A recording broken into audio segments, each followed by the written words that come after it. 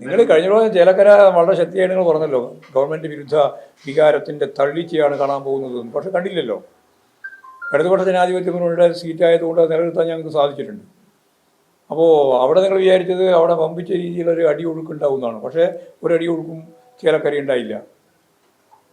മാത്രമല്ല പാലക്കാട് വോട്ട് വർദ്ധിപ്പിക്കാനും കഴിയും. വി അൻവർ UDF വേണ്ടി ഇടതുപക്ഷ ജനാധിപത്യ മുന്നണിയെ ഒറ്റുകൊടുക്കുന്ന നിലപാടാണ് എന്ന് ഇപ്പോഴും പ്രകടമായി പുറത്തു വന്നിരിക്കുകയാണ്. UDF വേണ്ടിയുള്ള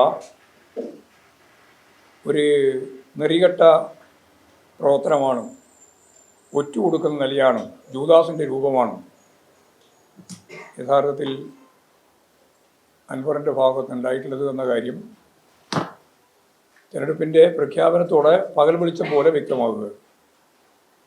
എന്നാൽ ഈ തെറ്റായ എല്ലാ സമീപനങ്ങളെയും ചേർത്തുകൊണ്ട് ഇടതുപക്ഷ ജനാധിപത്യ മുന്നണി വലിയ കുതിപ്പ് തന്നെ നിലമ്പൂർ ഉപതെരഞ്ഞെടുപ്പിൻ്റെ ഭാഗമായിട്ട് സൃഷ്ടിക്കും.